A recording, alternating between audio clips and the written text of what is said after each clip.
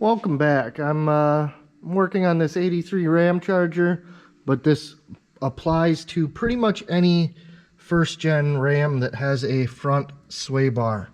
So what I'm going to show you here is the sway bar end links.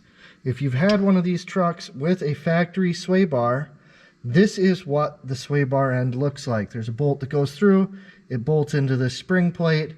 And this one was like bent at an angle like this, because as you flex them out, they tend to do that. And when I tried to remove it, it snapped, which I was fine with because the other side was already broken off. Now, this is no longer available. At least I can't find it anywhere. So if somebody still makes that sway bar end link, I don't know where to find it. What I'm going to show you here is what I'm going to use as a replacement. Now, I've used this as a replacement on my first gen with the Cummins, and I do like to keep the sway bar on these because I think it does actually have a pretty good impact on the way it drives down the road. So this sway bar end link is specifically made for a 1994 Dodge Ram 1500. Now this one is the non-tapered seat. So from what I can tell, in 94, Dodge used two different styles. They had those with a taper that tapered into the axle and set in that way. And then they had the non-tapered.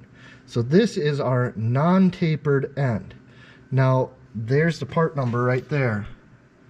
That's a Moog part number, K7299.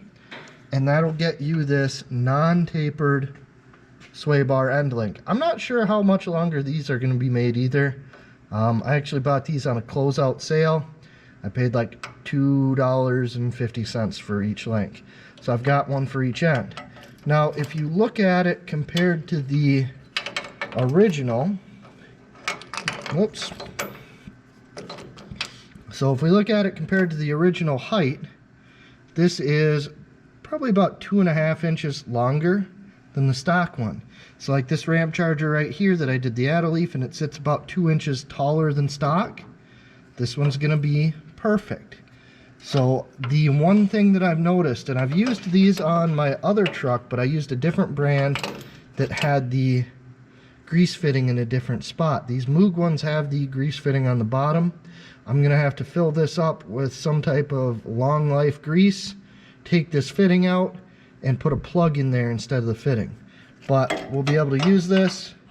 It's going to fit nice. The other difference that I noticed is this is a 12mm stud here, where the old one used a 1/2 inch bolt. So 12mm versus roughly 12.5, somewhere in that range. Close enough. I'm not super worried about it. But there you go. There's your what can I do if my first gen Ram doesn't have a sway bar end link and I want to keep that. Thanks for watching, and I'll see you later.